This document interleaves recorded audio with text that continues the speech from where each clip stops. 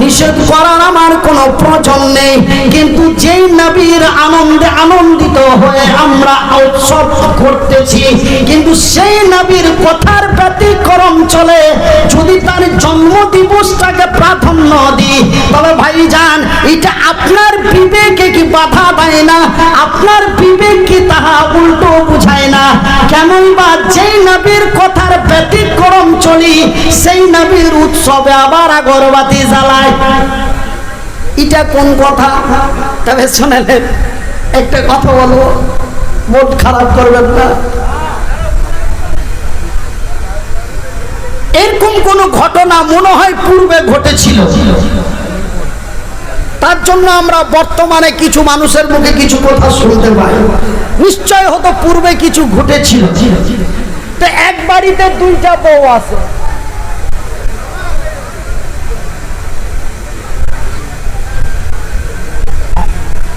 আচ্ছা আচ্ছা এখন আচ্ছা, তো ভাই এক বাড়িতে দুইটা বউ আছে, তো দুই বউ যদি বাড়িতে কাজ করে, কথা শুনে, দুই বউ যদি বাড়িতে কাজ করে, এবার যদি একটা পুরুষ মানুষ আছে দেওর বা ভাসুর, তো দেখা গেল যে কি এক বউয়ের মাথায় কাপড় নাই আর এক বউ ঠিকঠাক মাথায় কাপড় দিয়ে ঢেকে আছে।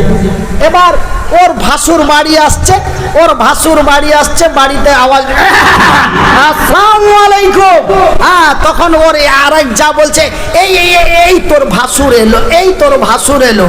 ওর তো কোনোদিন মাথায় কাপড় দিয়ে অভ্যাস নাই, ও তাড়াহুড়া করে আঁচলটা তুলে মাথায় না দিয়ে পাশার কাপড় তুলে মাথায় দিয়েছে। তবে মাথা ঢেকে কোনো লাভ হলো বাবা? হ্যাঁ বা না বলো? তবে নমাজ নাই, রোজা নাই, জিকির নাই, তসবিহ নাই, আর পতাকা নিয়ে টাপিয়ে বেড়ালাম, তবে ওই পাশার কাপড় তুলে মাথায় নাও। কথা খুবই খারাপ হচ্ছে নাকি? একবার জোরে লা ইলাহা ইল্লাল্লাহ, লা ইলাহা ইল্লাল্লাহ, লা ইলাহা ইল্লাল্লাহ, লা ইলাহা ইল্লাল্লাহ, সুবহানাল্লাহ ওয়ালহামদুলিল্লাহ, সুবহানাল্লাহ ওয়ালহামদুলিল্লাহ, ওয়া লা ইলাহা ইল্লাল্লাহ, ওয়া লা ইলাহা ইল্লাল্লাহ, লা ইলাহা ইল্লাল্লাহ, লা ইলাহা ইল্লাল্লাহ, লা ইলাহা ইল্লাল্লাহ। দয়ার সাগর নবীজিকে, দয়ার সাগর নবীজিকে বদমাশেরা চিনিল না, বিনা দোষে নিষ্ঠুরেরা দিলে কো তুই যন্ত্রণা। আল্লাহুম্মা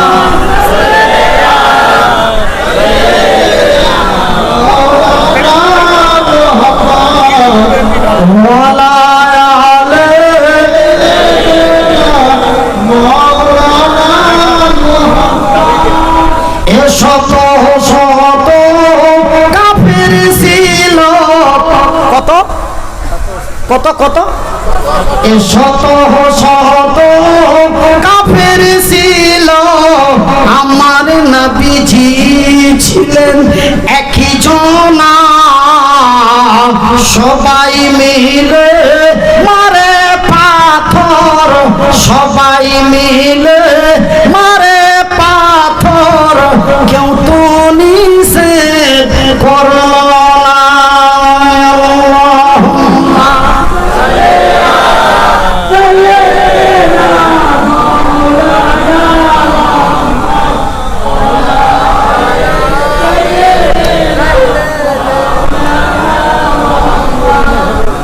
কত পাথর মারে সেই দিন,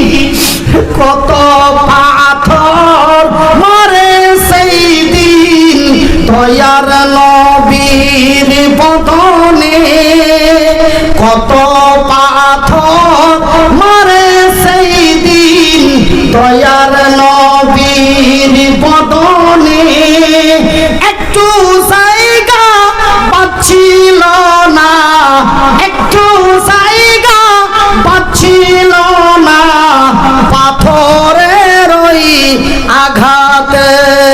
আল্লাহুম্মা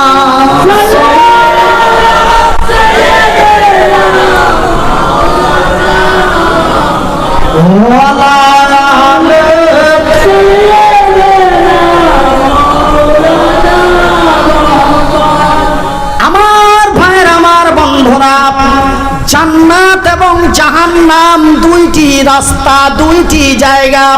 আমার আল্লাহ তার পবিত্র কোরআনে বলেছেন ওয়া খালাকনাকুম আজওয়াজা, আমি আল্লাহ আমার আকাশের উপর থেকে জমিনের নিচে পর্যন্ত আমার সৃষ্টি জগৎ থেকে নিয়ে আমার সার্বভৌমত্ব পর্যন্ত আমি আল্লাহ যাহা কিছু জিনিস সৃষ্টি করেছি জোড়া জোড়া, একটা হলো শান্তি আরেকটি হলো অশান্তি, একটা হলো সুগন্ধ আরেকটি হলো দুর্গন্ধ।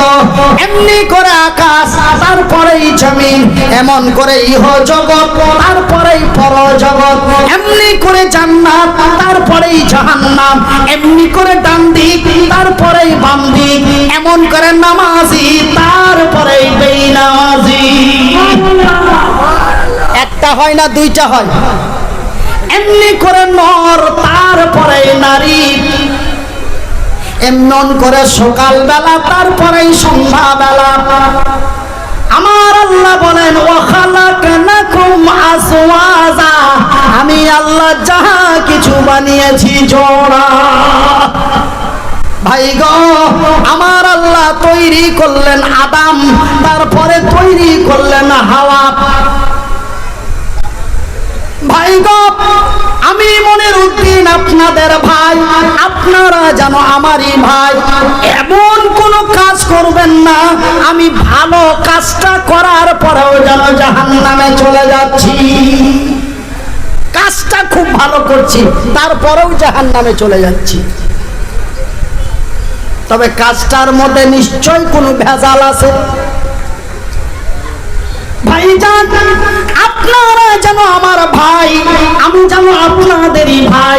যদিও আমার বাড়ি উত্তরবঙ্গের মুর্শিদাবাদ মালদায় হয়, তবুও যেন আমি আপনাদেরই ভাই, আপনারা যেন আমারই ভাই।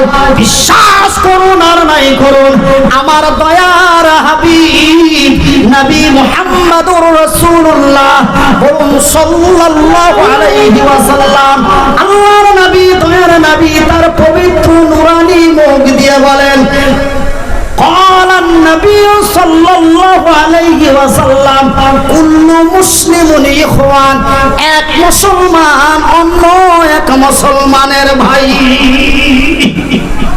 আপনারা যেন আমারই ভাই, আমি যেন আপনাদেরই ভাই।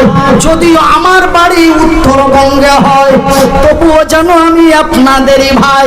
তিনি তো অনুরোধ করে বলে যায়, বাজান রে, কাল কিয়ামতের দিন হাসরের ময়দানে সমস্ত প্রশ্নের জবাব যদি না দিতে পারেন, প্রশ্নের উত্তর যদি সঠিক না হয়, আমার আল্লাহ আপনার জন্য বানিয়ে রেখেছেন জাহান্নাম। আর প্রশ্নের উত্তর যদি সঠিক হয়ে যায়, আমার আল্লাহ আপনার আমার জন্য বানিয়ে রেখেছেন জান্নাত। ভাইজান, তবে জান্নাত এমন একটি কোন জায়গা, জাহান্নাম এমনই একটি কোন জায়গা, যে এখানে আমার আল্লাহ সুন্দর করে ডাক দিয়ে বললেন, তুমি বাঁচো এবং তোমার ভাই বন্ধু আত্মীয় স্বজন বিবি বাল বাচ্চাদের বাঁচাও। শুধু নিজেকে বাঁচতে বললেন না, তার আওলাদ পরিবার ভাই বন্ধুদের বাঁচতে বললেন। এমন কি নরক রে, এমন কি খাতারনাক জায়গা, আমার আল্লাহ আমাকেও বাঁচতে বললেন, আমার বিবি বাল বাচ্চা ভাই বন্ধুদের বাঁচাতে বললেন।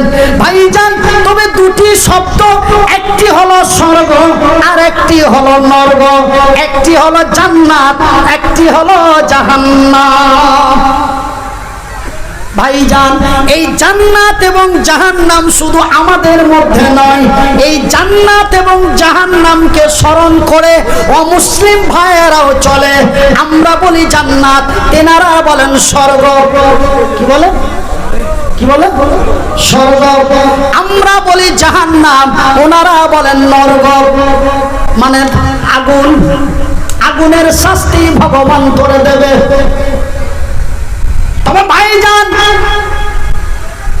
আমরা বলি আল্লাহ ছাড়া অন্য কোন ইলাহা নাই, লা ইলাহা হারফি পাপাম।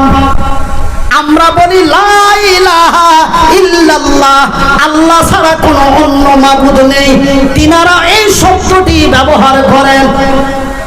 তবে ভাই, আল্লাহ ঈশ্বর ভগবান এক একজন এক একটি ভাষা দিয়ে ডাক দিই, কিন্তু আমরা এক আল্লাহর এক আল্লাহকে বলে আমরা প্রত্যেকেই মেনে চলি। আমরাও জান্নাত বলি, তারা স্বর্গ বলে। আমরা জাহান্নাম বলি, তারা নরক বলে। তবে নরকটি জাহান্নামটি এমনই কোন ভয়াবহ খাতারনাকময় জায়গা। বাজানে রে, হাত দুটি জড়িয়ে বলি, বন্ধু গো, আপনার মাথায় হাত রেখে বলি, কেন আমি যে আপনারই ভাই, আপনি যে আমারই ভাই। কাল কিয়ামতের দিন কঠিন হাসরের ময়দানে আমার আল্লাহর ফেরেশতারা আপনার হাতে লোহার কড়ি বালা পড়াইয়া টেনে জাহান্নামের দিকে নিয়ে যাবে। আমি মনিরউদ্দিন দাঁড়িয়ে দাঁড়িয়ে কেমন দেখব, কেন আপনি যে আমারই ভাই। বন্ধুরে, আমি যদি হাই রোডে আপনাদের এলাকায় অ্যাক্সিডেন্ট হয়ে যায়, বা কেউ যদি আমাকে অন্যভাবে অন্যায়ভাবে ধরে বেজ্জতি করে মারে, আমার ভাই দাঁড়িয়ে দেখতে পারবেন না, অবশ্যই সেখানে প্রতিবাদ করবেন। কিন্তু সেই দিন তো প্রতিবাদ করার মতো ক্ষমতা আমার আল্লাহ এবং তার রাসূল ছাড়া আর কেউ নাই।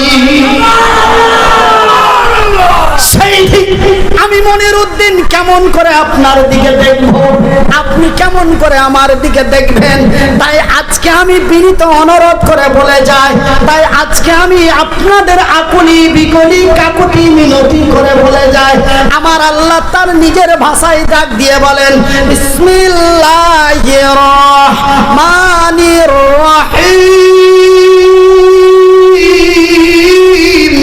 ইয়া আইয়ুহাল্লাযীনা আমানু দুখুলু ফিস-সিলমি কাফা ওয়া লা তাত্তাবিউ খুতুওয়াতিশ শাইতান ইন্নাহুম লাকুম আদুউম মুবিন। এই ঈমানওয়ালো, আমার আল্লাহ অন্য কোন ব্যক্তির ডাক দিয়ে বললেন না, কোন মদখোর, কোন সুদখোর, কোন অন্যায়কারী, কোন অত্যাচারী, কোন ঘুষখোর, কোন বেঈমানকে ডাক দিয়ে বললেন না। আমার আল্লাহ নির্ধারিত করে তাদের ডাক দিলেন, এই ঈমানওয়ালো, হে বিশ্বাসী গণেরা, যারা আমাকে এক আল্লাহ লা শারীকা লাহু বলে বিশ্বাস করেছো, যারা আমার নবীকে নবী বলে স্বীকার করেছো, যারা আমার সৃষ্টি জগৎকে বিশ্বাস করেছো, হে বিশ্বের বিশ্বাসী গণেরা, তোমরা পুরোপুরি ইসলামের মধ্যে দাখিল হয়ে যাও। জোহরের আজান হচ্ছে, আপনি জোহরের নামাজে চলে যান। আসরের আজান হলো, আপনি আসরের নামাজে চলে যান। মাগরিবের আজান হচ্ছে, আপনি চলে যান। ইশারের আজান হচ্ছে, আপনি চলে যান। মিনারায় ডাক দিছে, আসসালাতু খায়রুম মিনান নাওম। হে বিশ্ব জগতের লোকেরা, ঘুম চাইতে নামাজ ভালো, তোমাদের ঘুমটা ভেঙে নামাজে চলে যাও। বাজানে রে, প্রতিবেশী কেউ আত্মীয় মরে গেছে, জানাজার নামাজে চলে যাও। কোন মিসকিন এসেছে, তাকে দুটো খাবার দিয়ে দাও। নবীর জন্মদিন এসেছে, তার মহব্বতে আল্লাহর জিকির করো, তার মহব্বতে আল্লাহর শুকরিয়া আদায়, খুশি মানাও। ভাইজান, যেই দিন যেই সময়টা যেই কাজের পড়বে, আমরা প্রত্যেকটি কাজ করব, কিছুই করলাম না। আর এই দিন, এই তারিখটা, এই দিনেতে রাসূল এলো, এই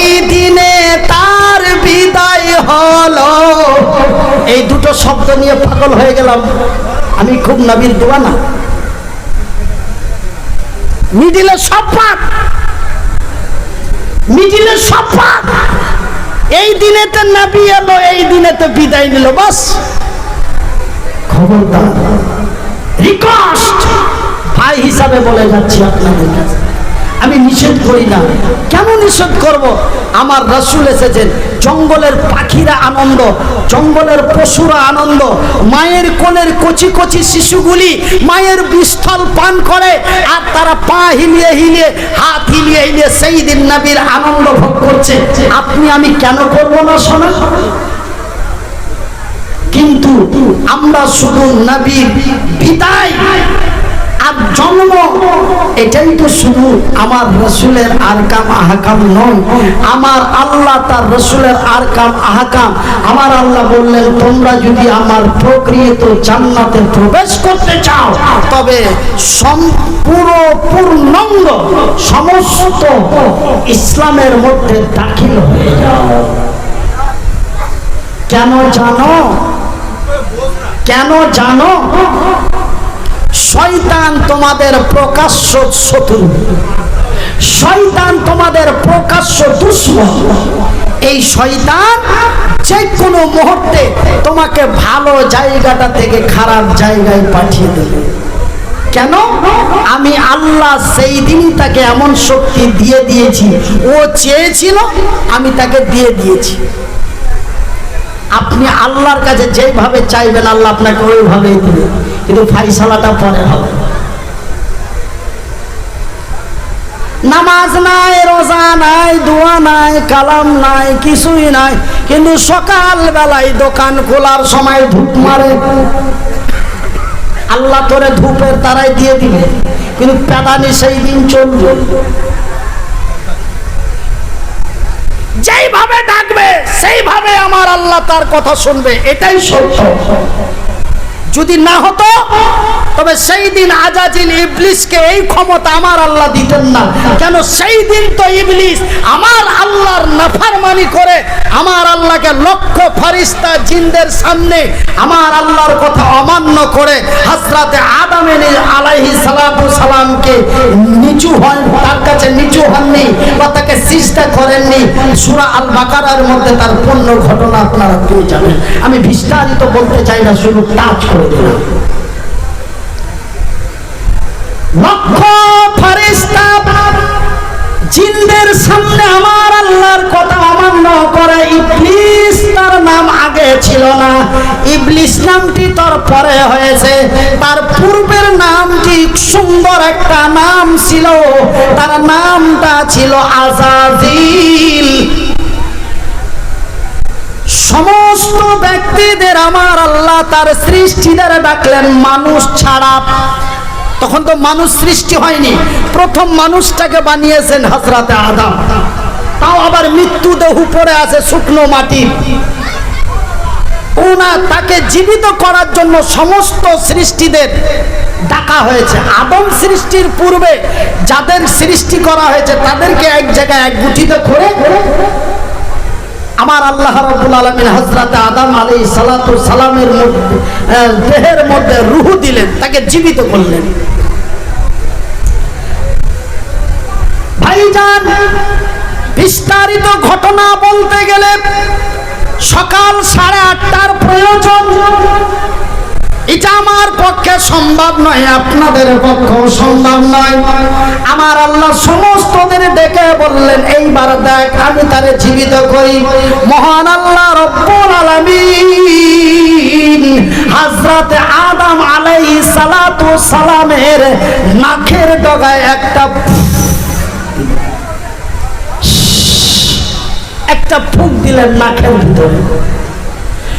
যখন নাকের ভিতরে ফুঁক দেওয়া হলো, এখান থেকে এটা তার জীবিত হয়ে গেল। যখনই ফুঁকটা দিয়ে যায় সাথে সাথে বলে আলহামদুলিল্লাহ। বলেন আরো জোরে। এদিক সব পাপ, শুধু এতটুকুনের মধ্যে আলহামদুলিল্লাহ। মানে যখন নাকে ফুঁক দিয়েছে, তো নাকে তো আল্লাহ চুল দিয়েছে, তখন সাথে সাথে বলে আলহামদুলিল্লাহ।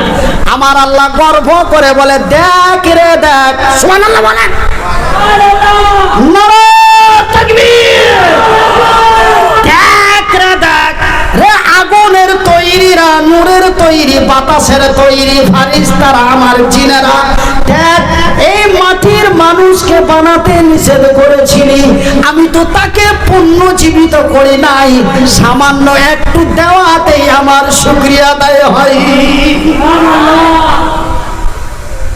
পুণ্যজীবিত করা হলো বলে এবার তার কাছে তোমরা নত স্বীকার করে চলবে। সবাই আমার আল্লাহর অর্ডার মোতাবেক নত হয়ে গেল, কিন্তু আযাজিল বলে রব্বুল আলামিন তোমার যত ফারিস্তা জিন আছে সব চাইতে আমি আপনার ইবাদত বেশি করি, আমি আর কত এর চাইতো যদি আপনার তাসবিহ জিকির বেশি চান তাও দিতে পারি, কিন্তু আমি আগুন হইয়া মাটির কাছে নত হতে পারি না। আমি কি তোমার ইবাদত কম করি? আমি কি তোমার কথা এক চুল পরিমাণ অমান্য করেছি? প্রয়োজন পড়লে আপনার ইবাদত যাহা করি তার ডবলেরও বেশি করব, কিন্তু আমি আগুন হয়ে মাটির কাছে নত হতে পারি না। আমার আল্লাহ রাগ হয়ে গেল, তিনি জাব্বার। আমার আল্লাহ বলেন বেরিয়ে যা ইবলিস শয়তান। সেই দিন নামটি তার চেঞ্জ হয়ে গেল, কিন্তু পূর্বে নামটি ছিল তার আযাজিল। আমার আল্লাহ জাব্বার হয়ে রাগে রাগান্বিত হয়ে বলল বেরিয়ে যা ইবলিস শয়তান। সেই দিন থেকে তার নামটি হয়ে গেল ইবলিস শয়তান। সে আল্লাহকে খুব সুন্দর চিনে, সে আমার আল্লাহকে খুব সুন্দর মানে, সে আমার আল্লাহকে খুব সুন্দর বিশ্বাস করে। সেই বিদায় কালে মাবুদের দরবারে বলে আল্লাহ তোমার নাম তো রহমান, তোমার নাম তো রহিম। কত খাতারনাক মাল, বুঝতে পারছেন? তুমি তো অতি দয়ালু, দয়া দাতা, তোমার দয়া এবং মায়ার সীমা নাই। মাবুদ গো, এই মাটির আদমের কারণে আজকে তোর রহমত থেকে বঞ্চিত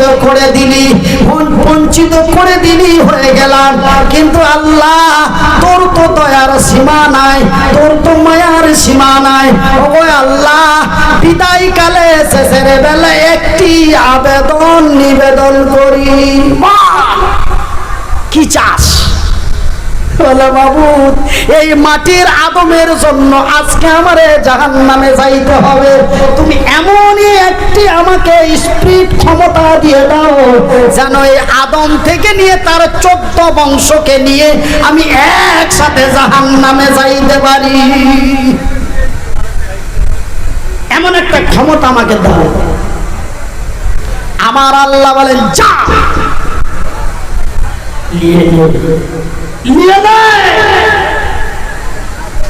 আমার আল্লাহ দিয়ে দিল।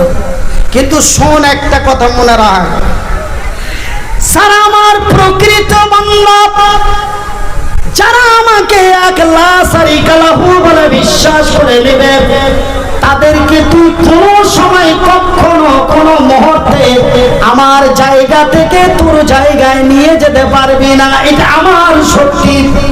ভাইজান বন্ধুরে, প্রথম শয়তানি করেছিল, প্রথম ভালো জায়গা থেকে বিচ্ছিন্ন করেছিল। ভাইজান, এই আদম এবং আদম সন্তানের প্রয়োজন পড়েনি। সেই দিন হযরত আদম আলাইহিস সালাতু সালামের বিবি সাহেবাকে বহিকে দিয়েছিল। সেদিন কি কম চালাকি খেলেছে? আপনাদের ইতিহাস জানা রয়েছে, আমি সেটা বিস্তারিত করতে চাই না। তবে ভাইজান, আব্বা জানেরা, আমার স্ত্রীদের কথা শুনতে হয়, কিন্তু শোনার আগে ভাবতে হয়।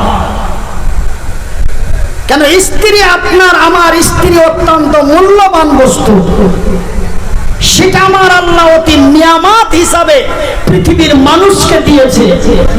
আপনি তার কথা শুনুন। আপনি কিছু একটা কাজ করবেন, স্বামী স্ত্রী উভয়ে পরামর্শ করুন। আপনার স্ত্রী আপনাকে একটা পরামর্শ দিচ্ছে, আপনি পরামর্শটা নিন।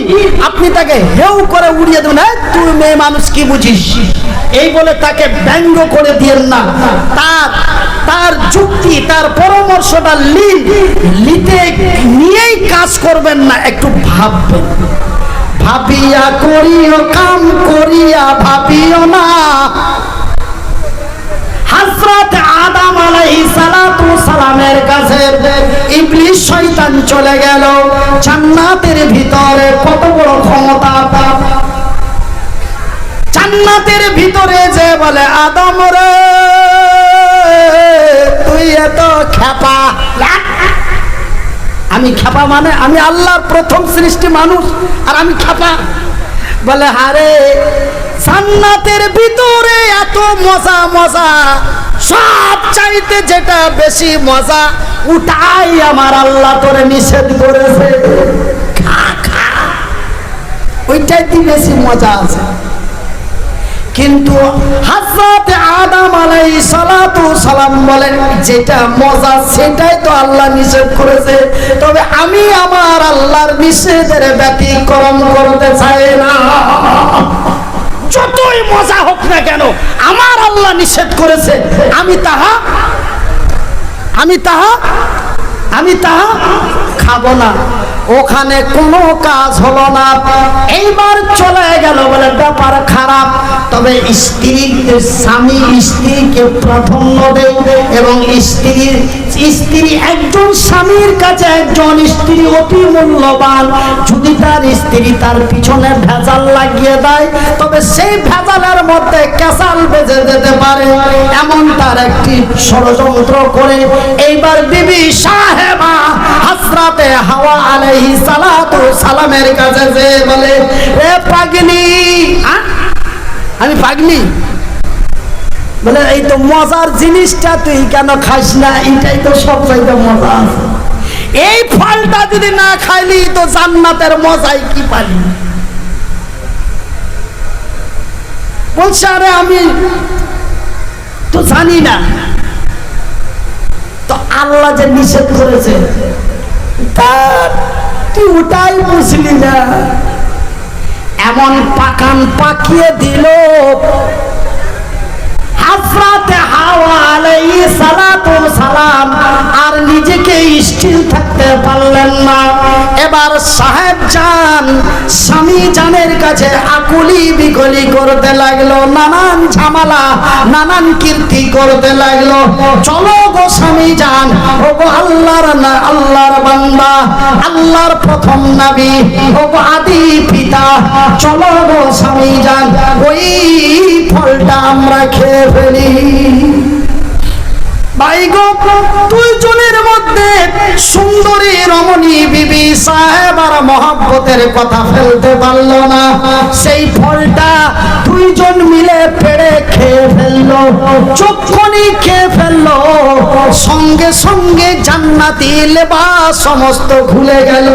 এবং শুধু এখান পর্যন্ত নয়, আমার আল্লাহ তার ফেরেশতা দিয়ে হযরতে আদম এবং হযরতে হাওয়াকে জান্নাত থেকে বার করে তার জমিনে নিক্ষেপ করে দিলেন। লম্বা ঘটনা ভাই গো, আল্লাহর জমিনে প্রথম মানব হযরতে হাওয়া, আল্লাহর জমিনে প্রথম মানব হযরতে আদম। প্রথম স্বামী স্ত্রী তারা দুইজন, প্রথম মহব্বতের মিলন তাদের দুইজন, প্রথম ভালোবাসা মহব্বত, অন্তর অঙ্গ মহব্বত প্রথম। ভাইজান, সেই মহব্বত কি ভালোবাসা রে!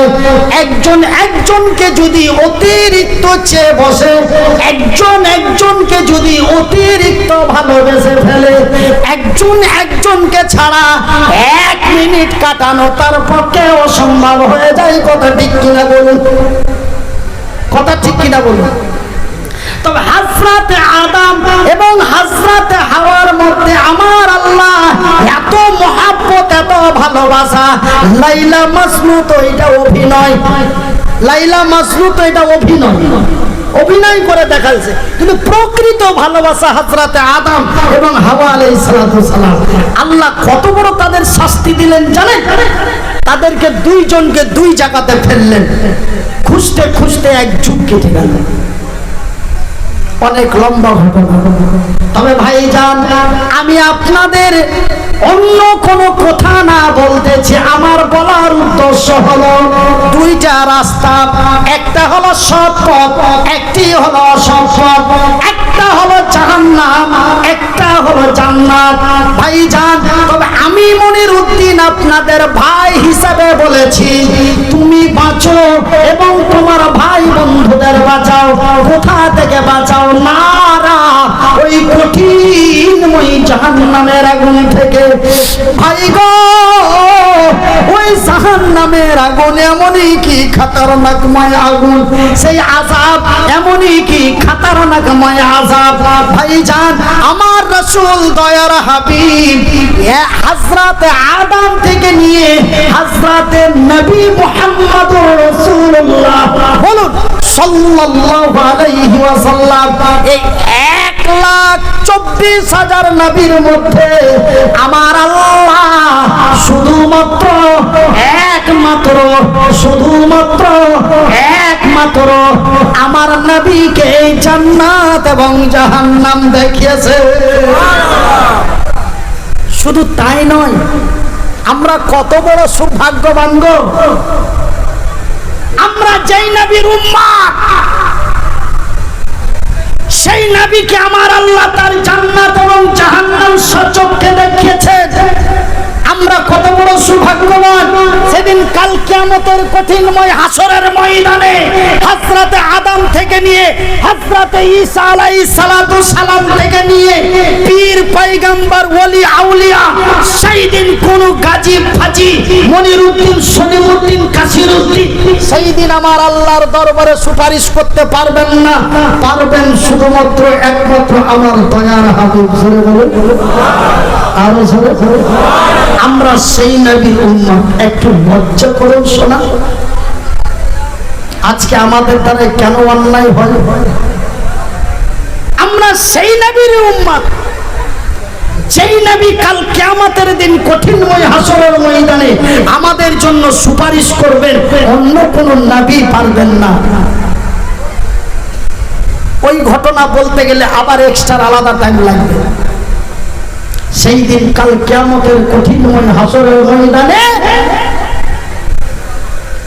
পীরের কাছে যাবে, ওলির কাছে যাবে, আউলিয়ার কাছে যাবে, গাজী বাবা, হাজী বাবা, মুনির বাবা, হুজুরুল বাবা, হুজুর বাবা, প্রধানমন্ত্রী, রাষ্ট্রপতি, রাজ্য সরকার, ধন ফেলেন, মা বাবা, চাচা, বউ, বেটা, প্রত্যেকের কাছে যাবে। আদমের কাছে যাবে, ইব্রাহিমের কাছে যাবে, ঈসার কাছে যাবে, কোনো ঠাঁই পাবে না।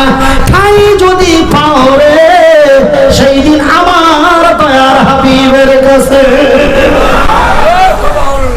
জোরে লা ইলাহা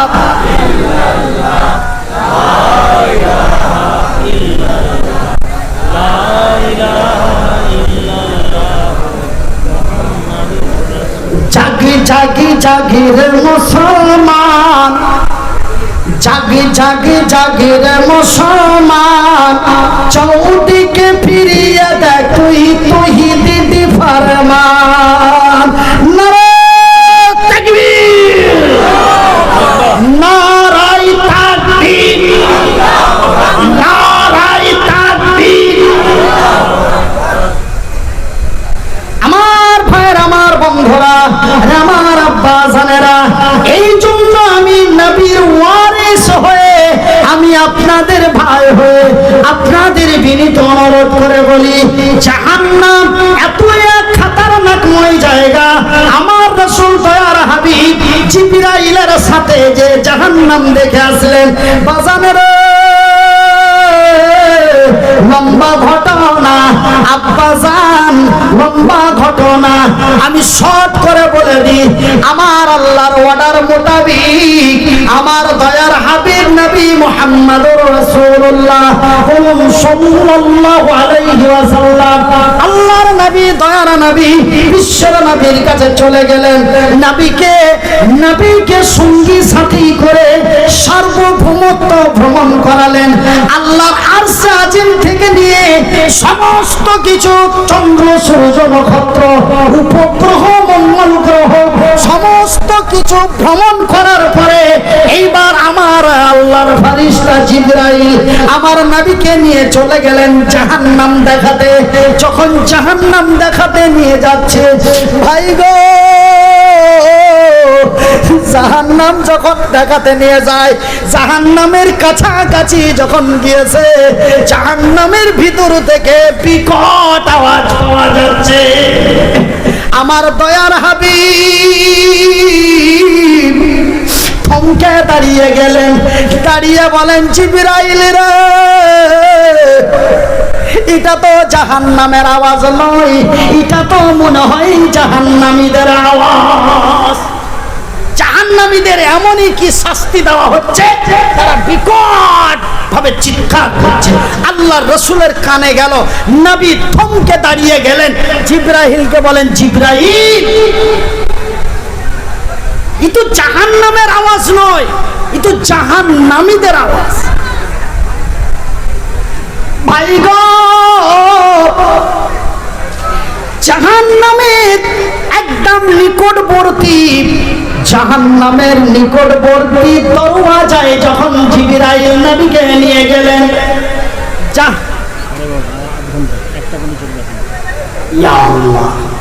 টাইম খালি 30 মিনিট করে বাড়তি থাকে গো ভাই। 12:30টায় শেষ করতে বলে, আমি ঘড়ির দিকে ফলো করি না, 12:30টা বেজে গেছে, আবার বলে 1টা।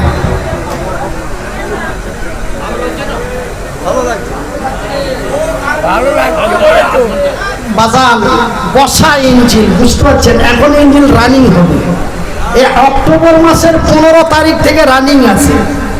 এই যে আপনার আষাঢ়, শ্রাবণ, ভাদ্র, এই 3-3.5 মাস ইঞ্জিন বসা। বসা ইঞ্জিন যদি বেশি পিক আপ দেওয়া যায়, হতো এক্সেলেটার ডিস্টার্ব হতে পারে। দোয়া দেবেন তো, দোয়া দেবেন তো ইনশাআল্লাহ। শুধু আমাকে নয়, আমি মরে যাব, আমার সন্তান, আমার ছেলেকে যেন আপনাদের কাছে পৌঁছে দেয়। আমার ছেলে এখন মাদ্রাসায় লেখাপড়া করছে, কোরআনের হাফেজ হচ্ছে, সে যেন আমার চাইতে দ্রুত গতিতে আপনাদের আল্লাহ তার রাসূলের কথা বুঝাতে পারেন। একবার জোরে বলি আমিন। আমার ভাইয়েরা, এইবার জাহান্নামের নিকটবর্তী দরওয়াজার কাছে নিয়ে চলে গেছেন আমার নবীকে জিবরাইল, আর জাহান্নামের ভিতর থেকে স্পষ্ট আওয়াজ পাওয়া যায়। কি বিকট আওয়াজ! কি আওয়াজ? আপনাদের দিকে যে মহিলাদের বাচ্চা হয়, এটা আপনারা কি কি কি কি ব্যথা বলেন? কি ব্যথা বলেন? প্রসাব যন্ত্রণা নাকি? এটা কি? এটা কোন ভাষায় বলেন আপনারা? প্রসাব যন্ত্রণা বলেন। তো মহিলাদের যখন প্রসাব যন্ত্রণা হয়, নিশ্চয় আপনারা প্রতিবেশীদের কোন মহিলার বাচ্চা হয়েছে, সে চিৎকার যন্ত্রণার ঠেলায় এরকম বিকট আওয়াজ করে আর বলে, বাঁচাও, আর বাঁচবো না, মরে যাব। ঠিক এমনই আওয়াজ নবীর কানে এসে লাগলো। নবী বলেন, জিবরাইল, ই তো মহিলাদের আওয়াজ। ওখান থেকে শুনলো জাহান্নামীদের আওয়াজ, এখানে এসে শুনতে পাচ্ছে মহিলাদের আওয়াজ। ওগো জিবরাইল, ই তো মহিলাদের আওয়াজ। এরা কোন মহিলা গো জিবরাইল? এরা আল্লাহর জমিনে এমনই কি অন্যায় করেছিল, এরা আল্লাহর জমিনে এমনই কি অবিচার করেছিল, আমার আল্লাহ তাদের এমনই কি শাস্তি দেয়। জিবরাইল জাহান্নামের দরওয়াজাটা খুলে দিলেন। আমার রাসূল দাঁড়িয়ে দেখেন, ওই নারীগুলি, যেই নারীগুলি চিৎকার করে। আমি কোনো বানানো গল্প করছি? এটা কোনো বানানো গল্প? নবী মেরাজে গিয়ে জাহান্নাম জিব্রাইল দেখাতে নিয়ে গেলেন। এই ঘটনাটা বুখারী শরীফে আছে। এখানে যারা বুখারী পড়া আলেম আছে তাদের জিজ্ঞাসা করে নেবেন, বুখারী পড়া যারা মাওলানা আছে তাদের জিজ্ঞাসা করে নেবেন। বুখারী শরীফে এই ঘটনাটা পাওয়া যায়। আর মেরাজ যেই সফরটা ছিল, আকাশ পাড়ি দিয়ে চন্দ্র সূর্য নক্ষত্র জান্নাত জাহান্নাম সমস্ত পাড়ি দিয়ে এসেছিলেন। এটাকে এক বাক্যে বলা হয় কি? মেরাজ।